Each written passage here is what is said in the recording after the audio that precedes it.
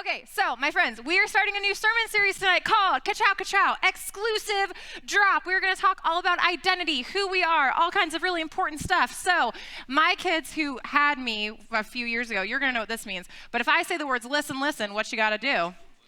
You gotta listen, man. So if I give you a listen, that means I need your attention up here. But I'm super excited to be with you guys tonight. Sunday nights were always one of my favorite nights of the week because you guys were some of my favorite people in the whole entire world, and I'm happy that I get to spend tonight with you. So a little bit about me. I moved here in Florida, to Florida, when I was in 8th grade. Any 8th graders in here? Jack is not an 8th grader. Are there no 8th graders here tonight? Did I see no hands raised? Oh my gosh. Okay, any 7th graders? Any 6th graders? Okay, so smash in the middle, and there's maybe an 8th grader, like on average or something. Okay, so when I was in 8th grade, I moved here from Alabama. Anybody been to Alabama? It's as cool as you think it is. So I moved here when I was in Alabama, and let me tell you, listen. Oh, you guys are so good. Okay, so let me tell you, when I was your age, when I was in middle and high school, and I moved here to Florida, I was going through a lot. I was trying to figure out who I was, and I went through a lot of different style changes. Okay, like what you wear, what shoes you pick out, how you do your hair, all that kind of stuff. So I'm going to tell you a few of my style transformations, some of the things that I went through as I was in middle and high school trying to figure out how I wanted to present myself to the world. What are some styles that you guys would use today? Like what would you call, like I know I'm called a chuggy millennial, correct? Is that right? Yeah, maybe because I still wear skinny jeans sometimes. But like what do you guys say? Like what are some kind of styles that you guys have now? Disco was a thing? Visco. Oh my gosh, like Visco girls. That was for a minute. Okay, what other styles do we have? Yes. Goofy style, like you dress goofy, like you act goofy. I like that. Okay, cool. Yeah. Like a girly girl. Okay, so feminine, love it. All kinds of things. Yes. I put on the first thing I find. And that's a whole vibe, right? Like you do the smell check, you just bring it out of the laundry pile.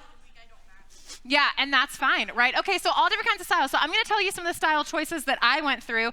Not super surprising. I don't know if you guys still use this kind of lingo or not, but I went through a solid preppy phase. Do we still say preppy? Do we still say that? Okay, this is what it was like in the early aughts. Children, let me tell you, back before iPhones, when you had to use T9 to text. Back in those days, you can't even laugh because you don't even know what that was. It was so long ago. So back in those days, the way that you styled yourself to be preppy was you would wear 5,000 polo shirts, stack them one on top of the other, and then you would pop one of the collars. All right? You guys aren't laughing because you're like, that just sounds dumb and hot. Why would you dress like that? I don't know, but I did it. That was one of my phases. Hard pivot. I then went through a solid punk phase. Interesting choice for me. What I mean by that is baggy jeans, skateboard shoes. Wore some solid skateboard shoes that could have taken somebody's eyes out. They were so heavy.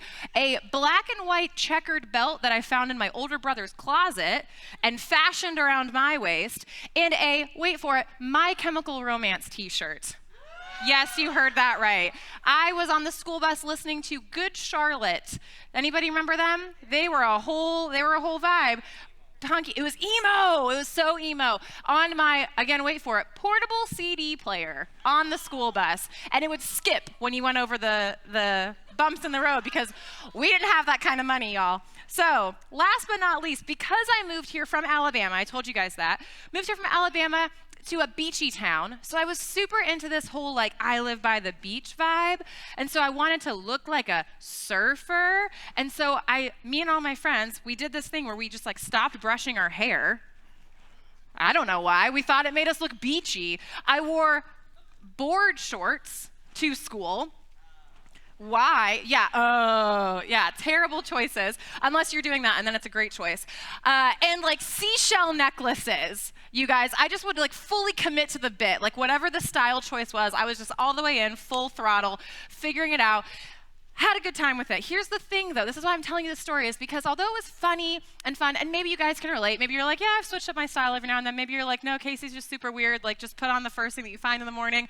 Why are you telling us about early 2000s fashion? I'm sorry, because I have the microphone is why.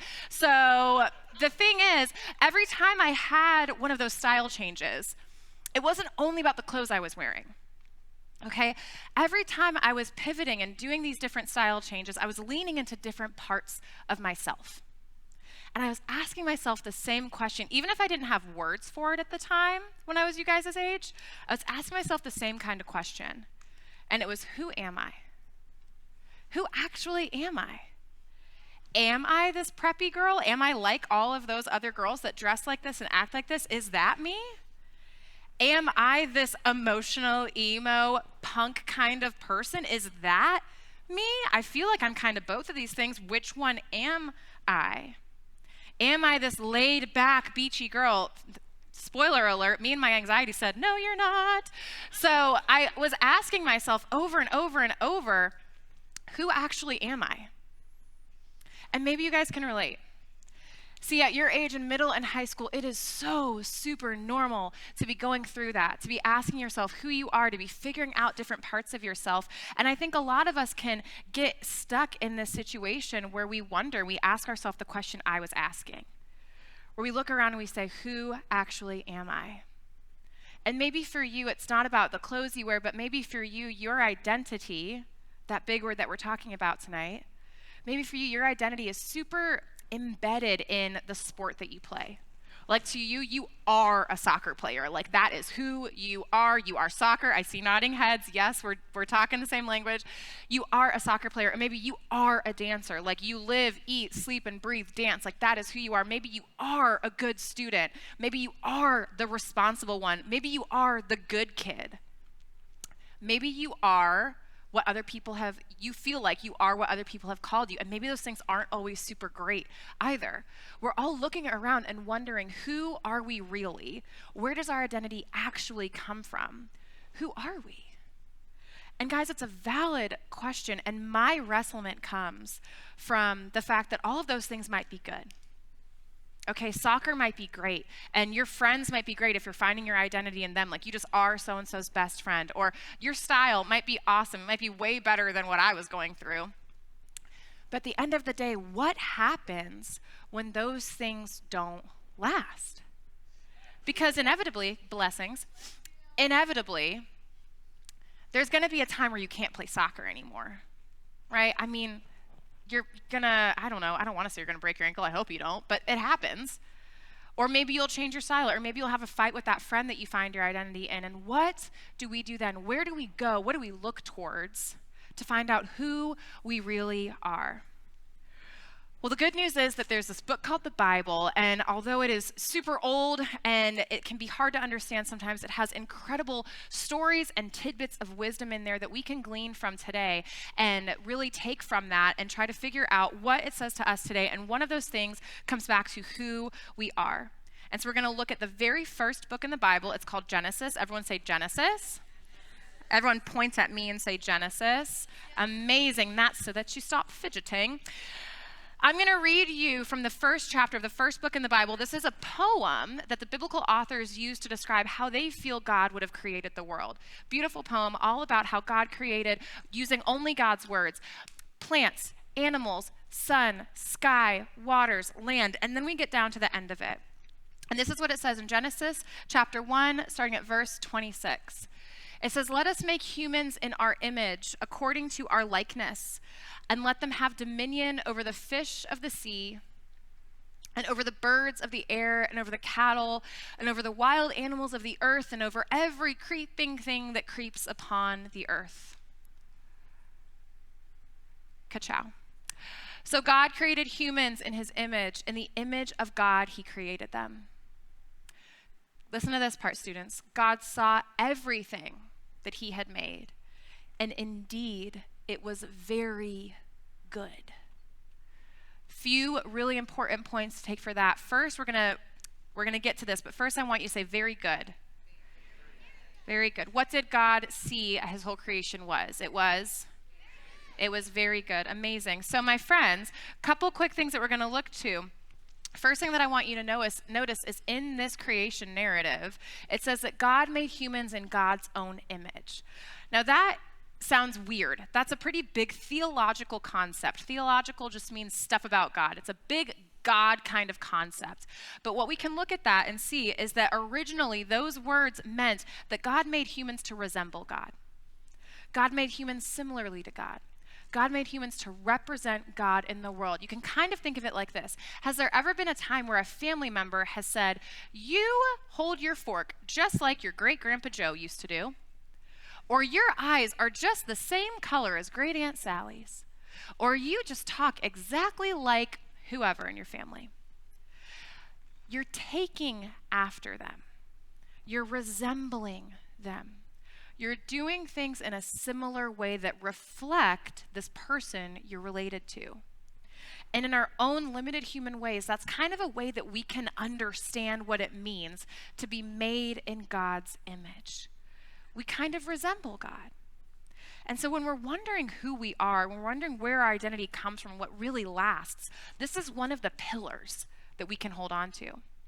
No matter what style you wear, no matter who you hang out with, no matter what sport you play, you are made in the image of God. It doesn't matter anything else that you do. It doesn't matter what grade you get. You could get an F, you could get an A, you could get into college, you could not get into college, whatever it is, you're made in the image of God. And that is something important to remember, my friends. So if you think about it, you're made in the image of God. You're made to resemble God. So the qualities that God has, which are things, tons of different things, right? God is multi-layered, multifaceted. God is kind, like we sang in worship today. God, you've been so, so kind to me. God is kind. God is powerful. God is strong. God is gentle. God is stable. God is emotional. God is good. God is loving. God is forgiving. God is creative. All of these different things that God is, when we look out in ourselves and to the people around us, we can see those qualities play out, and we can say, oh, okay, this is me reflecting that image of God. When you are creative, you are reflecting the creativity of God. When you are kind, you are reflecting the kindness of God. Friends, that is something that you can hold on to no matter what different pieces and parts of you explore. The second thing is, again, we're going to go back to this. Notice how God talks about people. At the end of everything, when God is finished with everything he has made, God says, this is very good. Very good. And now, students, I really want you to lean in and listen to that part. Because the truth is that there's so many things in your middle and high school days that people are going to say to you. There's so many things that you might wonder about yourself. There's so many words that might be spoken to you about who you are, what you're worth, what your value is. And friends, what I want you to do is to hear what God says about you. That you are very good. Very good. No matter what you've done, no matter what you will do, no matter what parts of you try on, no matter if you change your mind, if you have doubts in your faith, if you go to church all the time, no matter if you have this friend group or that friend group. Friends, no matter what else, what is always true of you is that who you are is very good. I know when I was your age, I deeply struggled with things like insecurity. I deeply struggled with things that my friends had said to me or that other adults in my life had said to me that affected me so much to my core that I am 31 years old. I know. Wowza. And I am still dealing with things that people said to me when I was your age. And so what I want you to do is to hear this.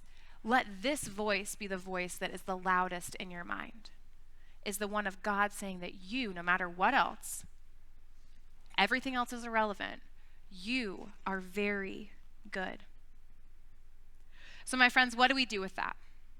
What do we do with this scripture? What do we do with these ideas? Well, first thing is that I want you to keep exploring all the different pieces and parts of who you are.